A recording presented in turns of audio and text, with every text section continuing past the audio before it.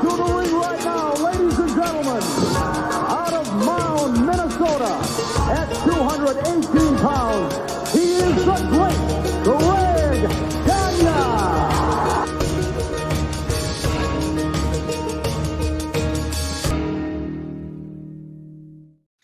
Hey, what's up? It's Dominic D'Angelo of FourHorsemenNetwork.com and 1TSport.com. That's One True Sport. And I am happy to have with me here today, as usual, per Tuesday at 4 p.m. Eastern Standard Time. It is the boss, Magnum TA, and the facilitator, Greg Gagne. Greg and Magnum. Facilitator. That's what I am. I'm a facilitator. You're the facilitator. I told Cody what to say to The Rock. Oh, did you now? Look. Yeah, I'm surprised because I thought we were going to get a Greg Gagne heel turn before we got a John Cena. And lo and behold, we got John Cena first. But Magnum, how are you doing? I'm just trying to keep up with who's on first. That's it. It's a lot going on all the way around. And the wrestling business sure picked up over the weekend. It absolutely did, and bled into Monday too. We're live here on FourHorsemenNetwork.com and OneTrueSportTV.com. So if you're tuning in live, be sure to give us a like. If you haven't subscribed, hit subscribe. Make a comment because that always helps us out too. If you have a question, we always field live questions in on here. That's our part of our bag here. So be sure to ask a question to Greg or Magnum. It can be about current events or it can be about their history. They got plenty of it and they got plenty of knowledge to share with you guys too, as we do week in and week out here on Straight Talk with the Boss. And what a fitting name too, because they deliver to you straight, these two. So give it some feedback, anything like that. And hey, if you're listening on podcast, or if you want to, we're also available on Apple and Spotify. You can just type in Four Horsemen Network on your feed of choice, hit subscribe. You not only get this show, but you get Arn Anderson as well, too. So we pack a double punch on that. All right. Yeah, let's get to it. Man, Elimination Chamber went down. And sure enough, we got some history-making stuff happening. John Cena is the one to sell his soul. We talked about it last week.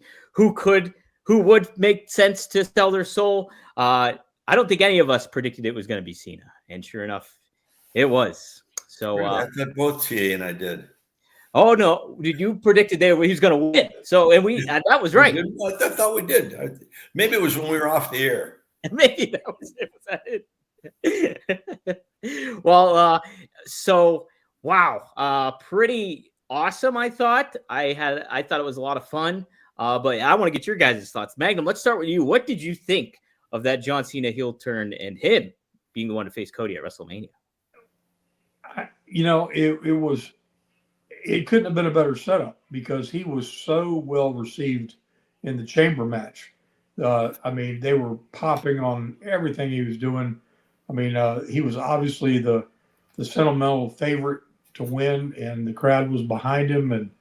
And when he won it and the big pop and it was storybook the way the whole thing was written. You couldn't take him any higher and then just yank the rug right out from under him, all within less than 5 minutes. It was unbelievable run. Absolutely, holy smoke, Greg! What was your reaction? Did you have a sense it was coming? Oh, I thought it was terrific. It really was kind of an old school. Mm-hmm.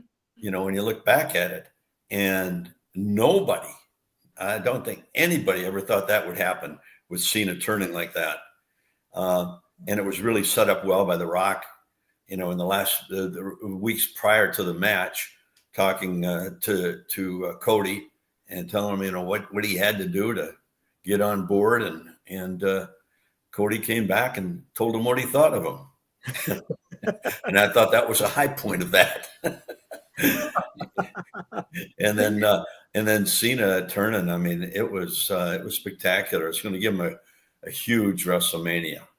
My goodness, yeah, setting some really intriguing stuff up, for a lot of up and coming baby faces too. After the fact, it's all said and done when Cena and Cody are done with one another. Imagine some baby faces going up against a heel Cena potentially. What we could see from that on that farewell tour, Lots of interesting things that come into play with that.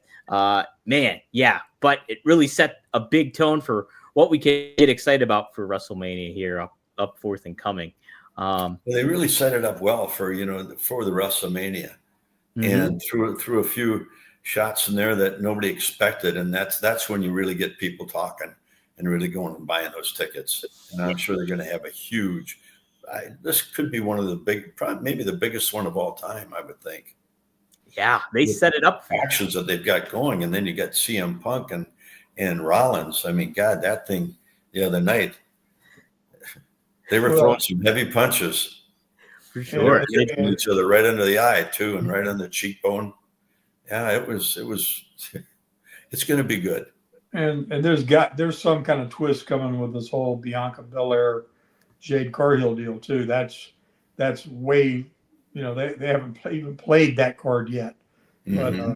But with them switching the title last night off of Rhea, and they've got some master plan in place that's going to shake, probably shake the whole women's division up just as much as what they've done with with Cody and Cena.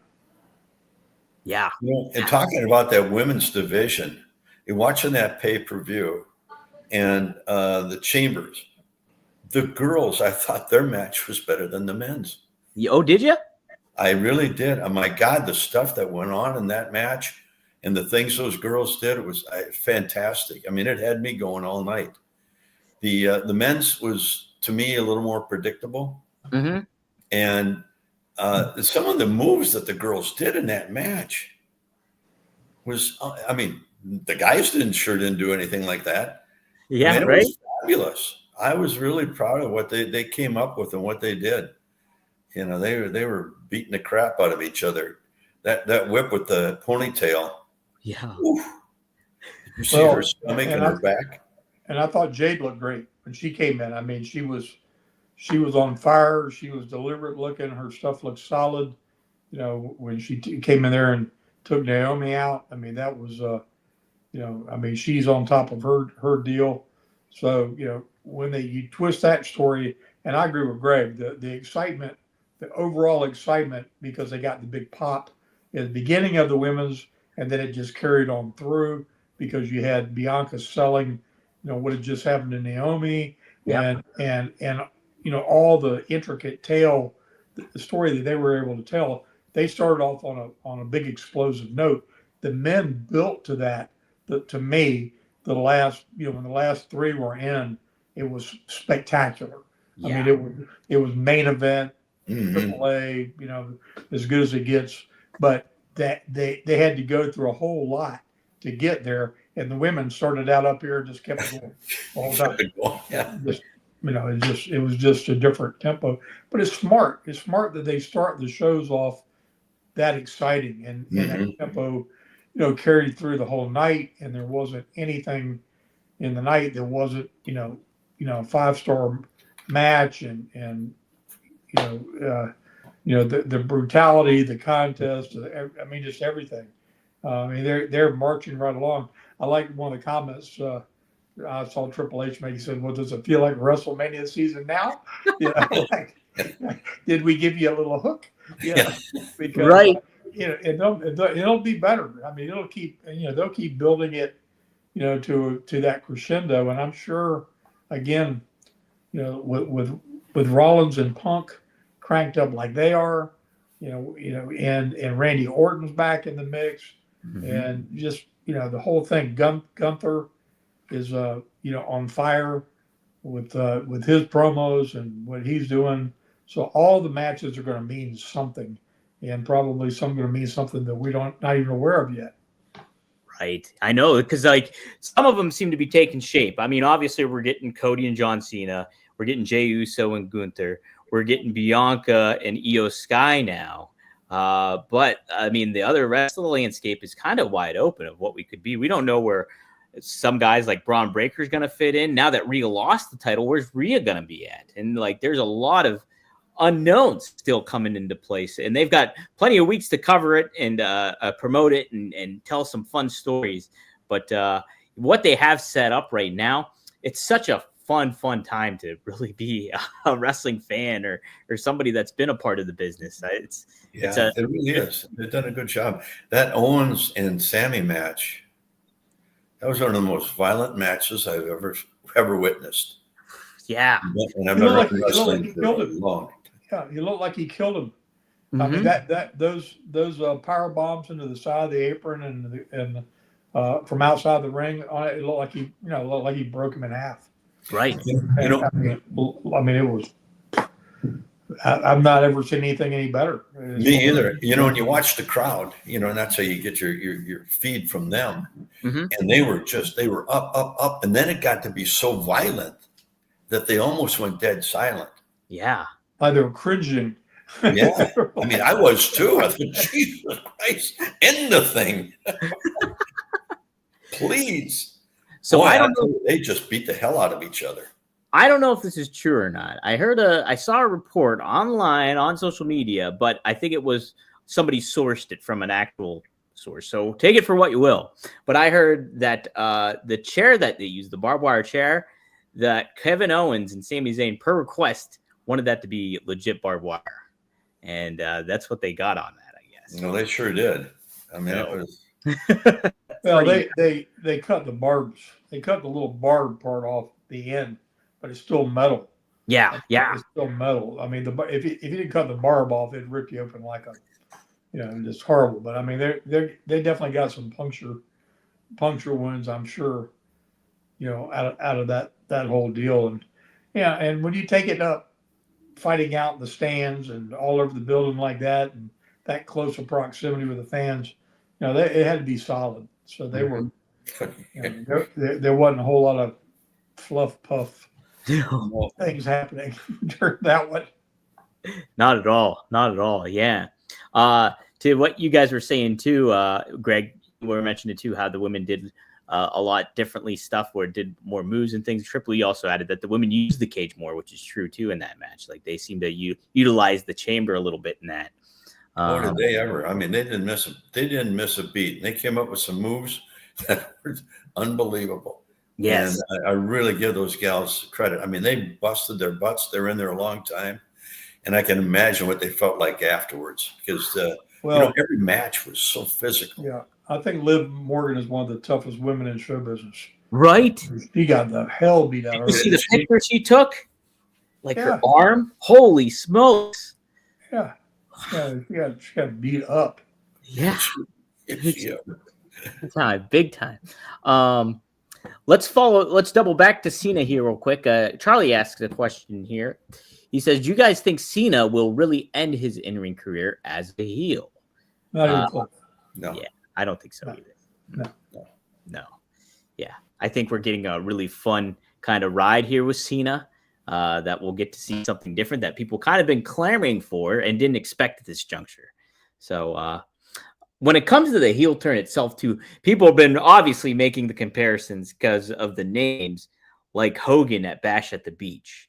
And I understand why they do that, but I also think it's very different in a certain way because Hogan was still an active talent at that moment in time in the business, and that like his character was kind of running stale in certain ways, the babyface aspect of it all. So him doing that was not only kind of preserving himself as a wrestling persona, but in turn was really big industry changing. This is more so Cena like telling a story with The Rock. In regards to, somebody made a great comparison about Andre. It's being Andre turning heel at WrestleMania 3 for Hogan in a lot of ways, because we're so used to Andre being a babyface that we didn't end up seeing him ultimately turn heel for a big good guy like Hogan was something different. Do you kind of think that way too, Magnum, or how do you feel about Cena in comparison to like a Hogan heel turn almost? I think it caught people more off guard, particularly because they just had him painted in a lane and be a farewell tour, go around, shaking hands, kissing babies, doing all the, stuff that he certainly should get the accolades for and do all the way around because he's a great attraction. Still in great shape, still, one of the best talkers, in the history of the business to be able to stand out there and storytell the way that he does. So, I think that's what really caught everyone off guard because they'd already, again, accepted in their mind what was going on, and everybody was cheering for him to get that WrestleMania moment and, kind of get his flowers. And he just said, I got a whole lot left of this tank. I'm going to rip the knob off and throw it at somebody. And he showed that, that there's more layers to John Cena than, anybody ever would have thought. Yeah, absolutely. Greg, I don't know. Obviously, you don't have MediaCom, do you? I'm going to give him a little. Oh no, you got it. You're the internet guy. The worst fucking service I've ever had in my life. You're like Cody, cutting a promo like Cody right there. I'm going to. Yep, I'm taking it from Cody. Hey, MediaCom, go fuck yourself. Yes, that's for sure. Hey, I called him a couple weeks ago, and right during the big games and the matches, it's going blank for like 10, 15 minutes. So I called him up, and I just ripped him up. And they said, well, okay. And I said, this has been going on now for a long time, and I lost a lot of TV time and a lot of great things I was watching. So you're going to give me a discount on it. Oh, yes, we will, Mr. Gagne. We'll do it. $5. $5. $5 freaking dollars. They got another call from me after that. Oh, man. I don't blame you there. I got him up to 20 the next time. Yeah, right? Gee, oh, man. I'll tell you. Nah. I'm sorry about that, guys. That's okay. So did you catch it? How would you compare the John Cena heel turn to the Hulk Hogan heel turn there, Greg? I got Magnum's perspective, but I wanted to hear yours too. I think that there was more shock to the Cena one.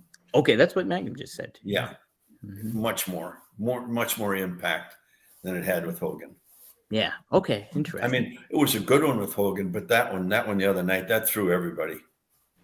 Yeah, got a lot of people off guard. TA predicted it prior to that, though. Well, it is funny though. I was watching the chamber match with my kid, and I was going, I said he looks fantastic. I said, but it's odd that he's so pasty white looking, and everybody else has got their spray on tans or whatever they got. But he had this he almost looked like alien by comparison. He's so. He was so Caucasian looking. Yeah. And it plays so well into what he ended up doing. It's like all the red-blooded, loyal American hero juice went out of him, and he bought into the Rock's mumbo jumbo, and he looked like something from the zombie apocalypse when he did that stone face deal. That stone face, right? Yeah, he sure did. And the minute he did it, of course, everybody knew. But I mean, anybody's watched him, in the movies where he's been in a heel role, he's a great heel. So, I mean, I'm sure his schedule is going to be limited in what he's able to do with it. But man, if he had the bandwidth, they could get a lot of squeeze out of that thing. Oh yes, I mean, because he could carry it. He could carry that title as a heel and have everybody in the world coming after him for a good solid year, and everybody would be dying to see somebody kick his ass. Oh yeah. Mm-hmm. Like just imagine too the potential. Like you have like a Braun Breaker going up against him, or like Roman Reigns' music hits. Well, he would be the guy to me for Roman to finally come back and take him out. That would be the thing to do. But right. but gosh, I'm sure. Again, he's out there making cinema and movies. I understood he just flew in for that, flew right back out, and had to be back on set like the next day somewhere in Egypt or something. So, wow. So yeah, he's a multi-talented fellow. But you think about the star power between Cena and The Rock, and both of them heels, both of them loving what they're doing and just playing into it. Good God. Yeah. And that's the thing too, is Cena's such like a student of the game, a passionate student of the game too, like that, like respects the history of the business, because I heard stories about him like always approaching wrestlers and stuff like that and kind of giving them their flowers backstage in certain ways. And so it's neat that I'm sure he's looking at it from a perspective too, is his way of giving back to the business. Like, how can I make the business better? And if Cena's I can't take credit for my co-host Robert Karpelis mentioned this, but he mentioned how it's almost like Cena is like just he understands that he's going to elevate everybody by being The Rock's lackey, like in certain ways, because it's just like that's how you really get. If Cena turned bad and he was just a bad guy, like by himself, people would still kind of like him, I think, because it's finally heel John Cena. But now that he's a lackey to The Rock, it's like, what is there to like about him? You know what I mean? So I think it's kind of neat to look at it that way, maybe in perspective. So, and Travis Scott looks like he's out there potatoing everybody that's walking. Oh my gosh, did you see that? You see Cody selling his ear afterwards. He was like, "What? Yeah, my ear okay?" Jeez. Holy smokes. So yeah, Cody might, from what it sounded, he has a busted eardrum. I mean, he smacked the crap out of him. Yeah. Whew. Man. Well, you think The Rock will come back in the ring? I think at some point. I don't know WrestleMania though, right? I don't think WrestleMania will see him back in the ring. Maybe he'll go down the road with a Cena Rock against Cody and somebody. Cody and Punk. Cody and Reigns. Yeah, Cody Reigns, Cody Punk. Who knows? Oh, you go through the whole year and you have Rock against Cena. Yeah. Switch Rock back, Cena back. Right. Have them up head to head at the tail end of the devil and his henchmen and go at each other. Yes. Oh my gosh, absolutely. Another FU for The Rock. That's it. Well, speaking of FUs, we did get that CM Punk promo on Raw. He calls The Rock a bald fraud. He makes fun of the Goosebumps thing. He calls out John Cena, obviously, and then calls out Seth Rollins and says to Becky, "You better put your husband in line because if you don't, I'm going to put him in a wheelchair." Yeah. And we get a big pull apart brawl. Holy smokes. And that's how Raw kicks off. Like, we don't get a response from Rock, Cena, or even Cody. But CM Punk fills the gap and continues to build the heat towards WrestleMania in a very different way, but still referencing those guys.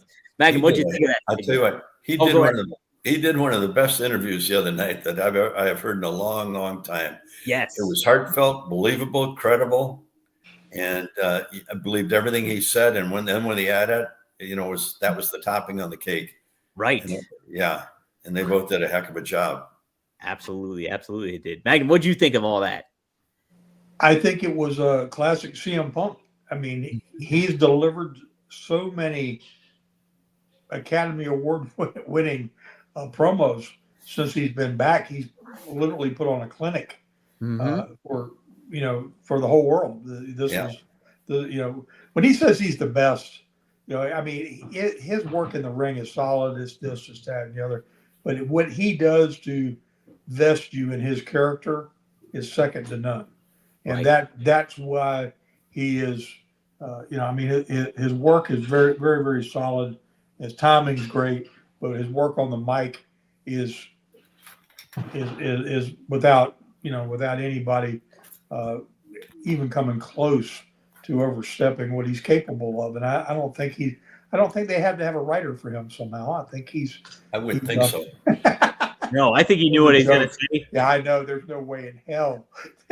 No, they'd never write that. That all came from the heart. It was, that's when the best interviews, and that's what draws the money, is when you can relate, the people can relate to you, that it is coming from the heart, and you really feel it, and you make those people feel it and believe in it.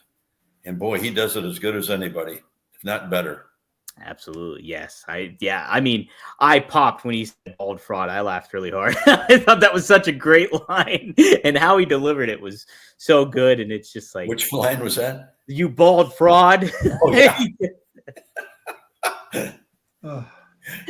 I liked it a lot. So, were you talking to me when you said that? I was talking to myself when I said that. Gotcha. Yeah. But yeah, so and next week now, Madison Square Garden, we're getting Seth Rollins and Punk in a steel cage. How would you guys handle that? What would you do would you perpetuate this feud towards WrestleMania? Would you have Punk and Seth go in different directions after the fact? Or, Roman's still in play too, obviously, Roman Reigns. So, like, what would you do with that, Magnum? I haven't got a clue. Yeah. I really don't. I mean, because the cage has always been the blow off, and there's no way. I mean, that's no more going to be settled in one night. As is, I mean, even though Sami Zayn got carried out, that's obviously not. It's not a dead issue. Uh, you know, I mean, Randy's going to step in and they take that match, but those blood feuds. I mean, that's like going back in time to Dusty Rhodes and Terry Funk, and those feuds that went on for years and years and years. They've got that kind of mileage in them. So I don't see a blow off at all. They may involve more people in it somehow, because stranger things have happened. People have found their way into cages, over cages, everything else. Because there's just some wild cards out there that you don't know where they fit into anything. Right. Jacob Fatu's walking around like a daggone bomb, just waiting to blow up somewhere. Somebody's going to step on him. Go, where did that come from? So I mean, I'm waiting to see where they do with a few things, but yeah, I wouldn't see that concluding for either one of them unless somebody seemingly gets hurt and sidelined because of it, and then keeps coming back and building it yet further to something else. I thought they were going to say they were going to have a last man standing match. I didn't see them throwing them in the cage right off the bat, first thing out of the chute. But again, there's way smarter people than me know where they're going with it. I know. Yeah, I think like the fact maybe they're in MSG, it's steel cage, it harkens back to the Bruno days or something. Perhaps maybe they're trying to do something like that. But yeah, I was caught off guard by it because I was like, that's like the blow off match, and they're having that here a week after. It's like, wow, something's got to be at play there. I think because Seth took out Roman during the Royal Rumble, so it's like, is he coming into play? I think there rumors or reports that maybe it is Seth versus Roman versus Punk at Mania. I don't know how I'd feel about a 3-way. I'd almost want somebody to just have a one-on-one straight out of all this. But would you feel differently about that? They're good at getting people to let their emotion get so built up that it causes them to make a mistake. Mm-hmm. I mean, we've seen that. We saw that with Drew, and we've certainly seen Seth get his heart on his sleeve and end up coming up on the short end of the stick. Rhea Ripley got sidetracked and up in Bianca's stuff, and caused her inadvertently to take the eye off the ball and give her opponent the championship. So right. They're good at leaning into those kind of stories when they have somebody that's so strong, so dominant, things are so powerful that where they let that emotion side come into it and make an error that then lets somebody capitalize on something. So yeah, we'll see. I know they got some cool twist that will all be on yet another ride. I wish it didn't come on quite as late. I get up too early and I really pay for it the whole next day. I feel like I've been in there with them. I know. That's it too. Yeah, it's like, oh man, I wish it. I would love it if Raw started at 7. Actually, yeah. At 7 p.m. I'll go to bed at 9:30. I'm fine with that. I missed the Rhea talk there, but boy, that was a great match the other night. We didn't talk about it too much, actually. We just didn't you? Yeah, we just mentioned it lightly. So, what do you think? What do you think they're doing with Rhea here, Greg? Do you have how would you pivot from this? Obviously, it's Io Sky and Bianca. Where's Rhea fit into WrestleMania here? Do you think she'll fit in there? Oh yeah. It could end up a triple threat match, maybe at some point. Mm-hmm. I think maybe. I think Jade will get involved in there somehow too. That's a great point too. Whether her and Ripley go against each other, I'm not sure. But there's something brewing there. It's really interesting. They're laying it out really mm-hmm. nice. We're all trying to figure out where they're going with it. But at Rhea, man, I'll tell you, that match they had, really good. The girls have been eating it up. Mm-hmm. I've been pleasantly surprised. Yeah, it's been good stuff. They're hard workers, and they're great athletes, and they're really putting it all out there every time they're out. And like I said, I was so intrigued with that match they had the other night on the pay-per-view in the chamber. Yeah, those girls were unbelievable. They had more moves than the guys ever did. Yeah. Devastating moves that they had. Holy God. Pretty bonkers. Yeah. So things are setting up really nicely for WrestleMania. I feel like that what they now doing this over 7 weeks is going to be a tough task, I think, to keep it as hot as it is. But they have enough star power and things like that they can make it very interesting, I think. But laying it all out in a certain fashion like that it's going to be a tough task, I think, at the same time too. But I think fans are invested, and what a good starting point this all is. So that's off. I know you were talking about the cage before I lost my internet here. Internet again. What do you think they're going to do with that, TA? Which one? You talking about Rollins and CM Punk? Oh, I was telling you, I don't know, because that's usually the blow off after the deal. I don't see them blowing this thing off anywhere near before No, they can't. A WrestleMania moment. There's got to be some interference there, doesn't there? Somehow, some way. I would think. Or are they just they can't end it right there? No, there's no way they're going to end it. It like that feud, like a blood feud. Yeah. Go deep. They'll involve somebody else in it. It'll do something to keep the momentum going. But Punk can create that kind of drama. He did the same thing with McIntyre. Yep. Everything that he's in, he's got that ability to take something to where you're going, oh my gosh, what more can happen? And then he just pivots and does it a little bit different way and does it all over again. And it's equally as dramatic and intense, and draws you back in again. And the promos that go along with it. And Seth is, on top of his game. He's in great shape, and everybody seems healthy. So, we'll see. I mean, they could fight till they both fell out in a pool of blood and still redo it. I mean, yeah. they could literally do anything. And especially the way that, coming right off of, him, basically costing, Punk the Elimination Chamber match anyway by, delivering that curb stomp after he'd already been eliminated. Right. It was just like hitting him with the brass nuts on the way out the door. Yeah. So it's good. Like I said, I think that will just keep rolling. I think we got some real twists coming with the women's side, and then and then we've got this whole what's going on in the bloodline scheme of things, because we really don't that's been all over the place. Right. With, where they're going with that. So yeah. Who are you picking in the Gunther Jay match? Jay. Yeah, me too. Yeah. That's I think Jay will definitely, I think, win that. Oh, he's hotter than this. Set the tone for all that, for sure. Yeah. Absolutely. I tell you, the talent they've got there right now, and the situations that they've got going for everybody, man, this is some of the best I've seen in a long time. Oh yeah, it's some really good stuff. They're always good, but these have been top notch. So yeah, definitely top notch stuff. It's an exciting time. Even that show. I don't know how much you guys are. I just interviewed Robert Stone from NXT.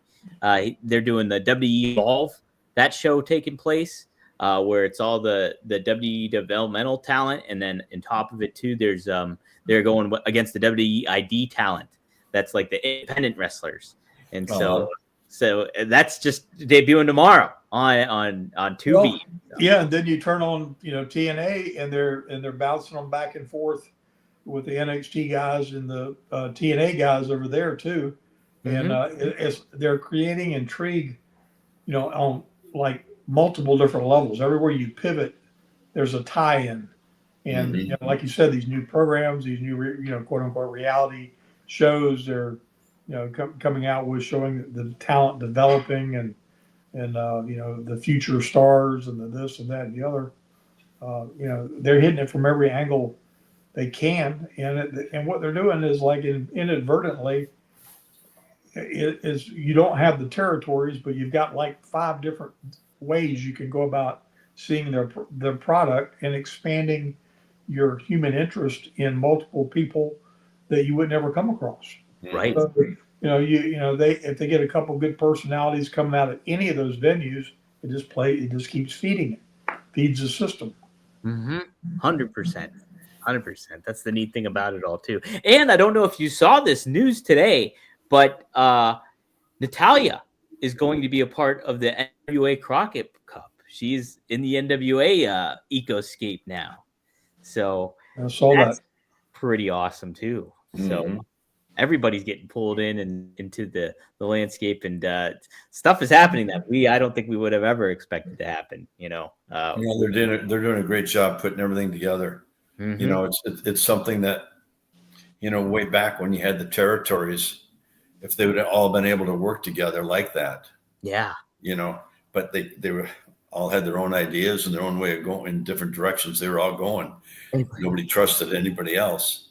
But now they've taken that, taken what was built back from the 50s to now bringing it all together. And that's the way to do it. It's, it's just like baseball, they got their minor leaguers and they got their developmentals, but, and they're getting them all on TV. So they've done a heck of a job.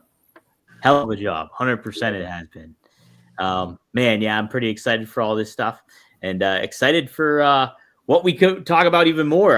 If you guys have questions, be sure to get them in here. We'll address some of them here. We'll include this one that was early on. This is a really interesting one here that Stamps addressed early in the show. He asked, this is for Magnum here. He says, did Magnum TA's car accident indirectly shape modern wrestling by forcing Dusty Rhodes to pivot booking plans, thus accelerating the rise of other stars like Sting and Lex Luger in Jim Crockett Promotions, who filled, I didn't get the second part of that. Let me see if I can find that real quick. Who filled the void he left. What do you think about that? What was the question?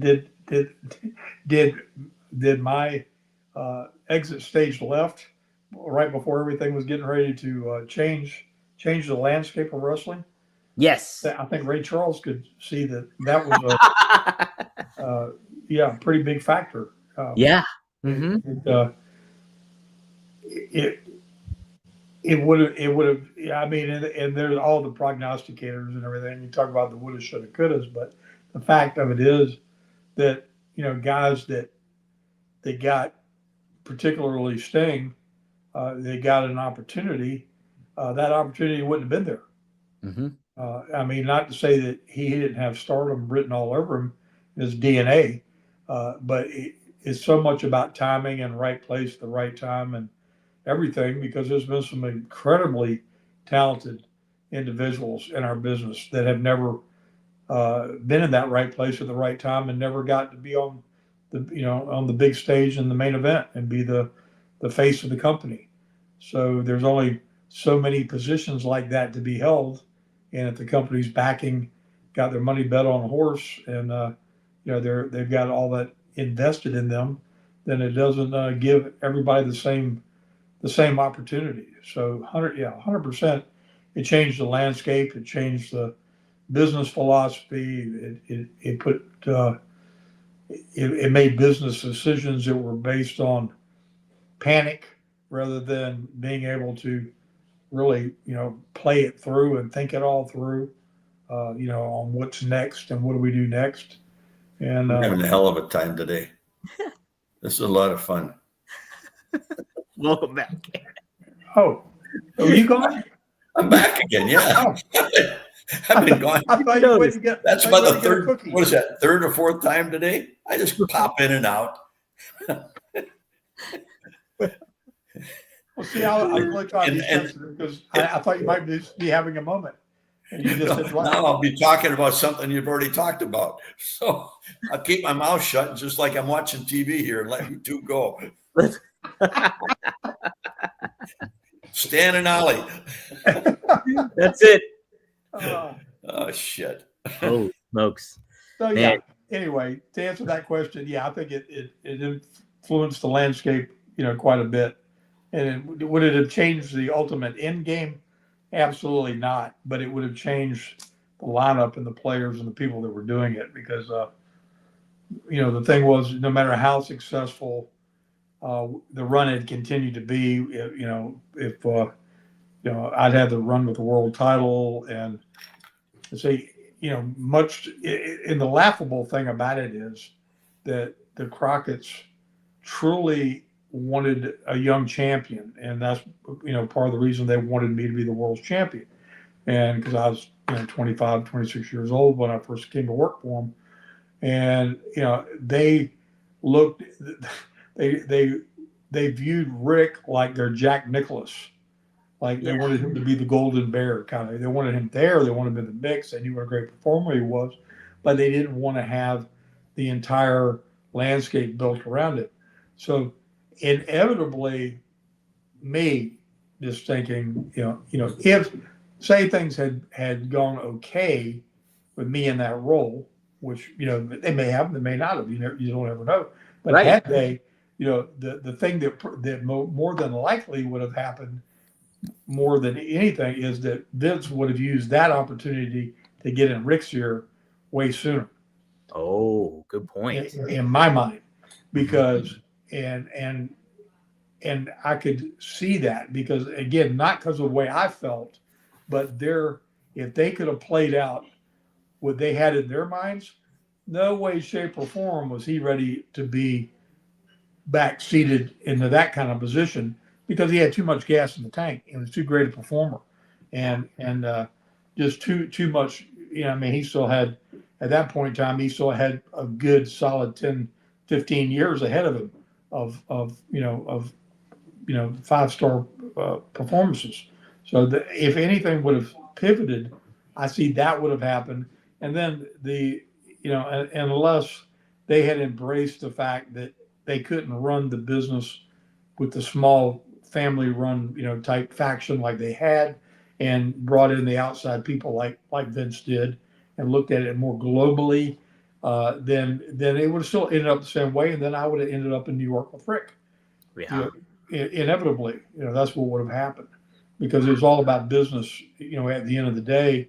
And, had Crockett lost the reins, I had great loyalty to Jimmy and the whole Crockett family and to Dusty. But if it had been a Ted Turner show, I'd have been on that big plane going north. That's it, right? Yeah. Holy smokes. I guess following up then with that, when it comes to Flair, so you think he probably would have left maybe late 80s instead of early 91 or 92 whenever he went to WWE? It would have been more so in that aspect, and you could have had him and Hogan a lot earlier, maybe. Is that could have been, and it could have been, but it could have been different. I mean, I could have had it for 6 months and dropped it right back to him. And him and I could have just been going back and forth, True. Multiple times and multiple title changes and things in the mix. Because at a juncture like that, honestly, looking at how significant this thing just was with Cody and Cena, imagine Dusty turning heel on me, during the thick of all that going on. Ooh, that would have just been, monster business. Mm-hmm. So, would Dusty have turned heel? Would he have turned? Do you think he would have been up for doing that? oh yeah. Yeah. Yeah. He was about business. Yeah. Yeah. He was about money. If he'd have thought he'd, put another, 8 figures in the bank, he'd have been all about it. Yeah. Right. Because you can always turn back. What if he'd have turned you? Couldn't turn me. Couldn't turn you? No, because I wasn't a chicken shit heel. Yeah. Oh, It wasn't my DNA wasn't wired that way. It wouldn't. It wouldn't. But he could have pulled it off. Mm-hmm. He could, and he could have. But he's one of those guys that could have pulled it off if he wanted to, and he could have gotten right in the middle of it and started being cute and turning himself back babyface. So you have to decide how hard you want to lean into that. Mm-hmm. You know, it's like when Hogan turned heel, you know, during the NWO days, I thought some of that was some of his best work. Yeah, Because he 100%. didn't try in any way, shape, or form to do anything but be a heel. Mm-hmm. And if a babyface switches like that and leans into it hard, you know, there's a lot of money to be made. Mm-hmm.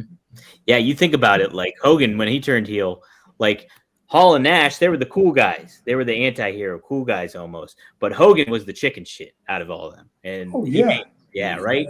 Yeah, and he was dastardly, and, you know, they beating people with belts and painting NWO on them and, you know, just degrading people. I mean, and I thought his work was more solid as a heel. Right. I mean, I just thought he looked, because he's a big, rough, rugged-looking guy anyway, and he just worked, you know, methodically, slow, whatever, but it looked like he was hurting people. Yeah. Yeah. One last follow-up with this, Magnum. I do remember you in the past saying that if you didn't get in your car accident, you probably would have left wrestling pretty young still. So, do you think No way. You don't think so? No way. Yeah. No way. Totally way. Don't even give me that. That's bullshit. Yeah. There's no way you would left. I'm not as one-dimensional as some of those folks you're accustomed to. Yeah, NASCAR. He was in the NASCAR, Greg. I wanted to go drive NASCAR. It was more fun than anything I've ever done in a wrestling ring. Yeah. Ever. You wouldn't have given that up to go drive that. Oh yeah. Don't even go. You're Victory Lane, take your helmet off, cut that promo, pop the champagne cork. As over as you were all day long. You wouldn't have walked away.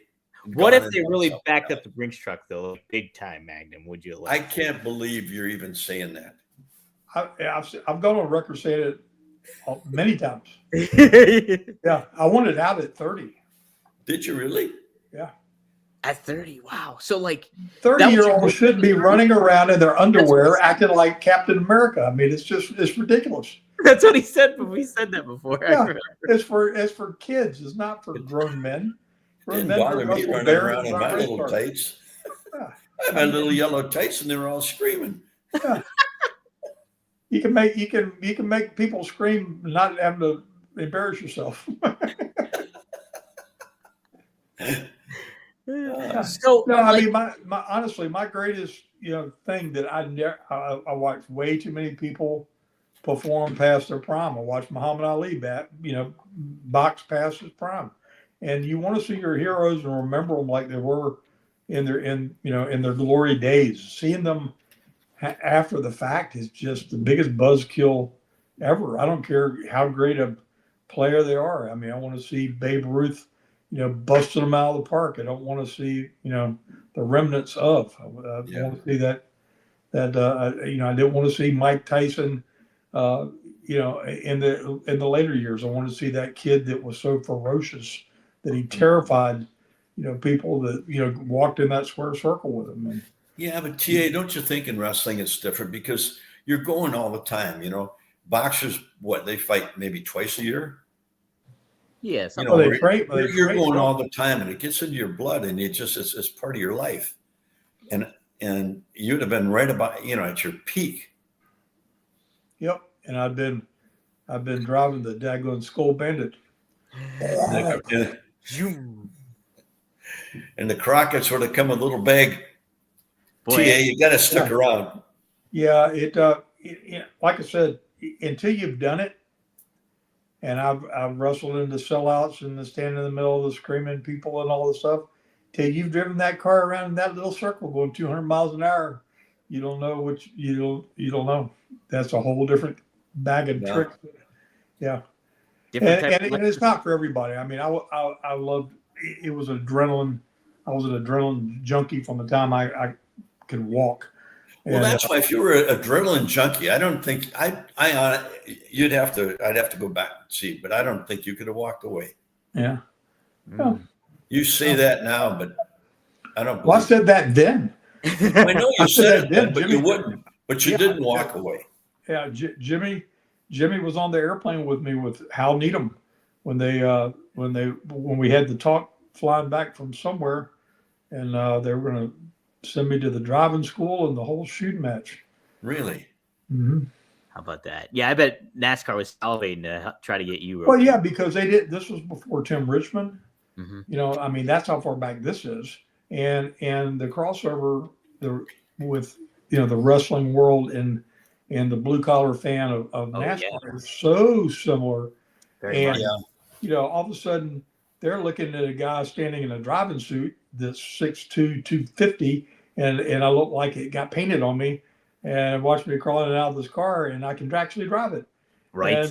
And I could talk a little bit. So I mean, I had a few of the pieces of the equation, in my back pocket, kind of, so to speak, and I made no bones about it. I knew the way I wrestled in the ring was very, very punishing, and I don't believe what I put my body through. I don't think I could have worked the way I like to work and done it as convincingly and brutalized myself doing that for 20 plus years. I just don't think I could have done it. Man, yeah. All right. Yeah, I mean, I'd already broke my neck and my back, and kept wrestling and never knew it till way after the fact. So there was a little bit of impact going on when you were in the ring with the boss. Mm-hmm. Yeah. Jeez. And Magnum, were you kind of cognizant of all that too? Like, you're like, my body's going to take a beating here if I keep doing it over and over again. And it was that another factor of you kind of considering, like, I'll get out of this in my prime. Is that I wanted nothing more than to be the world champion, have a 2-3 year run, and that would have put me right. I was 27, so that would have put me right at that 30 year old mark, and then NASCAR and Hollywood was what I had on my mind. Oh, hell yeah. Yeah. I mean, because it was a natural, all the things are a progression. I mean, I didn't see that as the pinnacle of achievement. I saw that as a thing and something, that I wanted to be the best at and get recognized and share it and do it and live that dream. But that was only one dream. That wasn't the only dream. Okay, if you'd have made it to Hollywood, what kind of movies would you have done? Good question. Well, probably like Mary Poppins and Chimney Sweep. Chimney Sweep Magnum TA. Mary Poppins. Doing like dance numbers, dancing with cartoon penguins. I like it. A James Bond type, or would you rather do westerns? I don't know. I was a big Sam Elliott fan and Clint Eastwood fan and Charles Bronson fan. Clint Eastwood. Yeah, we have the same ones. I would never allude to the fact that I could have done what The Rock's done or something like that. But the action movie genre thing was coming along then, and it hadn't anywhere morphed yet into what it obviously became. Jean-Claude Van Damme and everything on the heels of the Chuck Norris world and all that stuff. So there was ample different opportunities of things that you could do, still be challenging, still be exciting, still be in the public eye, and not risk breaking your neck in the process of doing it. And of course, geez, I could have gone out there, quit wrestling, and gone and killed myself in a race car. So who the heck knows? Well, so let me ask this then too. So like, do you think? Oh my gosh, where was I going with this? That just being, I can't remember what I was going to say, to be honest now. Dang it. Jeez. Well, you would have been a great TV star. It's contagious. I know, right? You would have been a great TV star, though, Magnum. I think that, too. Like, obviously, Magnum PI, Magnum TA, you could have done some sort of, like, good... I could have worked with Tom. You could work with Tom, right? Yeah. The younger brother or something like that. You come in. No, I would have loved, the whole Western genre, I've still loved to this day. So, yes. So, I don't know that I could ridden a horse well enough, unless we could, figure out how to run it, put a Harley motor in it and make it run. Then I could probably handle it. Marilyn Monroe, huh? Yeah, I always wondered why they didn't have a cutoff button like a motorcycle has a panic button you can turn off. The horses don't have that. They don't have that. No. They don't. When that whoa doesn't work, you're just screwed. My goodness, I know. I always find it impressive. People like just are so experts at riding horse and going horseback and all that stuff. I'm just like, man, that's a huge animal to try to control, and you can't. Well, you can't. Well, look at Christopher Reeves. Right? Exactly. Yeah. I mean, guy, unbelievable physique, Superman star, and everything else, and been riding for years, and bad deal, and paralyzed from his neck down. Oh man, yeah, awful. Let's take a couple questions here. Al Tuttle asks this, Greg. Greg, I've always wondered, how did Denver become such a big town for the AWA? Oh, it was huge. That was one of the most exciting cities to wrestle in. Yeah. I mean, the building was perfect. And I guess because I played football in Wyoming, and Denver was the next one down. And Vern was big in Denver, but that was a home run for us. Mm-hmm. And that building, it would pulsate. I mean, whoa, whoa. God, and I mean, from the time you started the match, I told you we had 8 minutes. We had a freaking riot with Patterson and Stevens. Yeah, right. Yeah. And there was that happened? That was in Denver. Never a punch or kick thrown. Wow. Yeah, and the people were trying to get in and help us, just from trying to fight out of a top wrist lock. Pardon my naivety on this, Greg, but did you wrestle before you did college football, or was it after the fact you did college football? No, it was after. It was after. Okay, so you didn't train or anything like that before? Well, only Anderson will tell you. My dad was training him, and my dad was having a tough time with Ole, and he'd come over to the house afterwards, and my mom would cook him dinner, and Vern would push the furniture back. Come here, Ole. Jesus, you can't do that. Just watch the kid. Watch the kid. And he could do it, go into a top wrist lock or reverse, and then he'd have me drop kick him. Yeah. He says, "See, Ole." That's how it's done. Yeah. That's so. No, I didn't start training though until after college football. Okay. I was curious because I know. But, I amateur wrestled for about 2 years. Mm-hmm. That was early in the 6th, 7th, 8th grade. And then when we got to junior high, all my buddies were playing basketball and football and baseball. So, you end up, and we didn't have a real strong wrestling program at that school. We had the coach was just,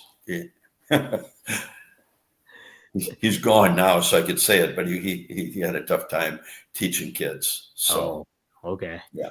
Jeez. Well, interesting. Okay, cool. Well, geez, we covered some good ground on this. Magnum, I'm fascinated by the NASCAR stuff. I think that's pretty damn cool. Like, I think Power Town, you should make a NASCAR figure yourself. I think you should do that. Yeah. Oh, I like that. Yeah. See, you remember Ricky Rudd? The name sounds familiar. Yes. Ricky Rudd. Well, you probably weren't even born, but Ricky grew up in Chesapeake, Virginia, mm-hmm. from the area where I grew up, and he grew up racing go-karts and doing all that stuff, on his way up, and ends up driving NASCAR, and it was a homegrown kind of sport. And back then, the funny thing is, back then I could have made a path and could have gotten in and could have done it. And if I could have driven halfway decent, I would have been marketable. And they say all that all that stuff, just all the up and up, and I'm sure it all is. Yeah. But I know, like the King Richard Petty would have never won as good a driver as he was if he didn't have a mechanical advantage on more than one occasion. Wouldn't have been able to pull off some of the things that he did. Sure. And those guys are a different kind of athlete, because to sit in that car for hours is very brutal. I'm just telling you, it's not like using the kind of muscles like you do in wrestling, but you're not going to be some little limp-wristed guy handling that car, going that kind of speed for that length of time. It is a grueling task, and I think over the years, you've seen better and better athletes have gotten involved in racing as a result of it, because it does lean itself towards people with not only good hand-eye coordination, but strength and endurance to be able to, go out there and drive that car repetitively, well for a long period of time. Yeah. Oh my God. That's almost kind of like, I would imagine, like a full body workout in certain ways.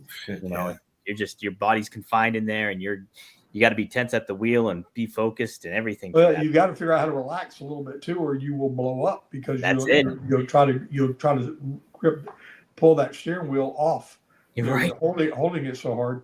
The God's honest truth, I sat in the floorboard with Benny Parsons driving the same car that I got to drive. Yeah. And we were going in the corner so fast, everything in my mind was telling me we were going to die, that it was not going to stay on the ground. Yeah. And it's pulling like 3 full G's in the corner. And one G is a huge force. 3 G's all the way around in a circle and then coming back out on the other end. And when you look at that course, you think, oh, well, it's just that. It's a little straightaway. Those straightaways are gone in seconds. You feel like you're in one continuous merry-go-round from hell that does not slow down. And then imagine doing it with 40 other cars out there, flip-flopping and flying and skidding and playing bumper tag and everything else that can go along with that. I mean, it's, the feuds of the Dale Earnhardts and the guys from back in the day were as fierce as anything that ever went on in wrestling. I mean, those guys were brutal, and they're playing tag at 200 miles an hour. What was the fastest you drove the car? Yeah, I probably got up to about 190. Good Lord. Yeah. Holy smokes, that's fast. But again, they were. I mean, Richard Petty was driving 200 miles an hour average times with that Superbird of his back in the day in Daytona, back in the 70s. Wow. So anyway, but it's funny enough because Dale Jr. is a wrestling fan, and I think his pod, and he's got a little figure of Dusty and I up on his shelf behind him in his pod. He's got a figure of you too? Yeah, one of Dusty, one of myself, and he grew up around here. Yeah, mid-Atlantic guy. Yeah, old Jim Crockett. Let's get him on here. Oh boy, get Dale Jr. on here, baby. Hell yeah. Yeah. All right. See, Charlie adds too. He liked Benny Parsons. Yeah, he was a great guy, super guy. Matter of fact, he set me up so well because he had a Pontiac Trans Am was a street car. Mm-hmm. We were filming this little thing that was just supposed to be a cute little video. And he took me around and around and around with me driving, and he was showing me all the lines you drive through a course. And so when we told me you accelerate here, you point there, coming out of the turns, and we made about 6-7 laps in his car, and then we come back in, and then we're going to shoot this whole video thing that we're going to show on TV. And the whole plan was to suit me all up, let me climb in. And then you're going to do a cutaway, and then he was going to jump in the car, and he was actually going to take off driving it like it was me.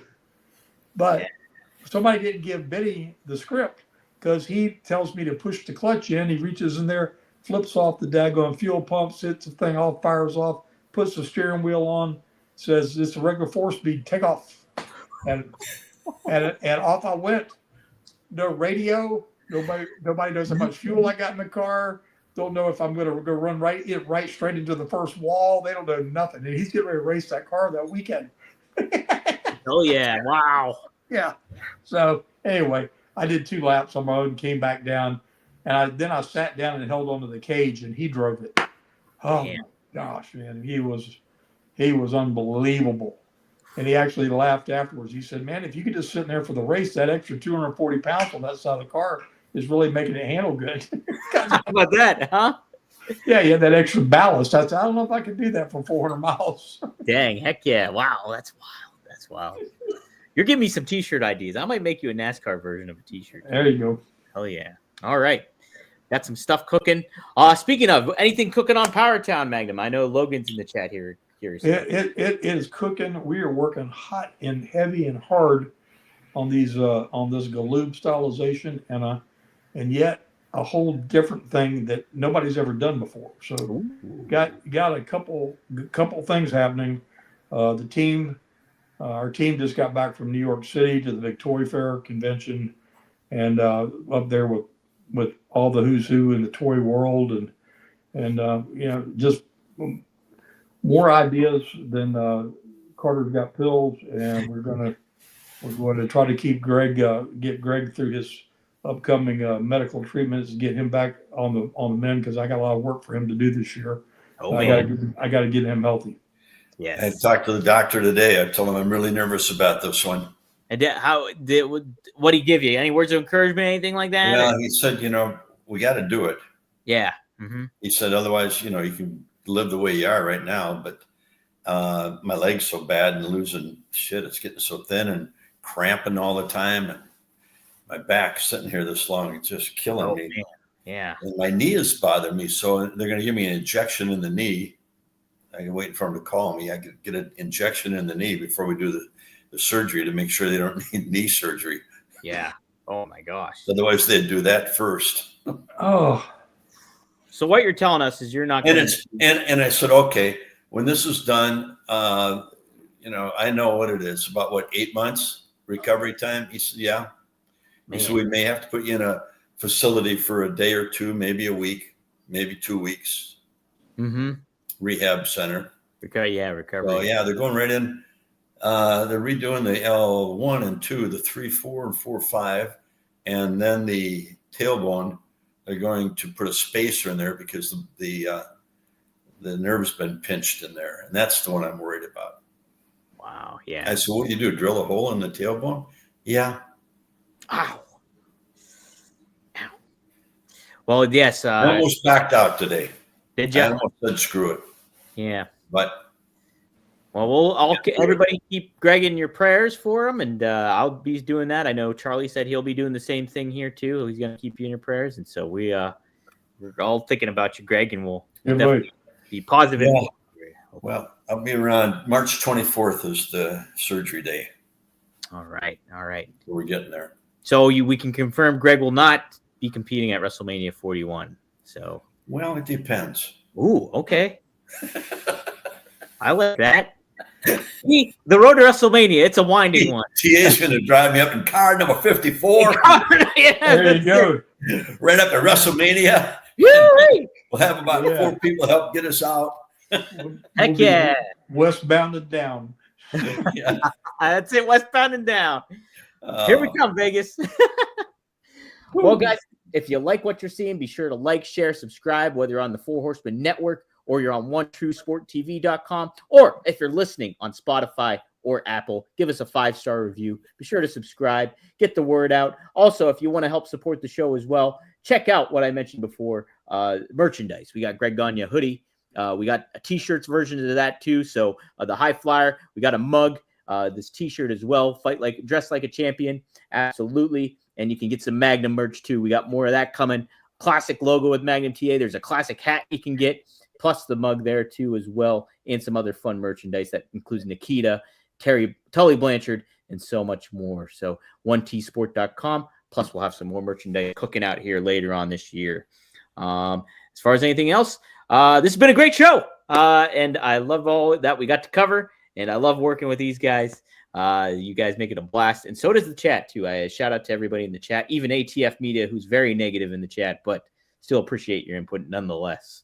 What do you mean? Who's negative? He's negative. He's just saying a whole bunch of negative stuff about NASCAR, about Hollywood, about just Mr. Contrarian in the chat. So, but tell him to go. But this was before we were all woke. So that's it. It's cool. That's it, right? That's it. So, hey, we'll all see you next week here on Straight Talk with the Boss. That's Magnum TA and the facilitator, Mr. Greg Gagne. His internet's okay, but go fuck yourself, media, whatever it is.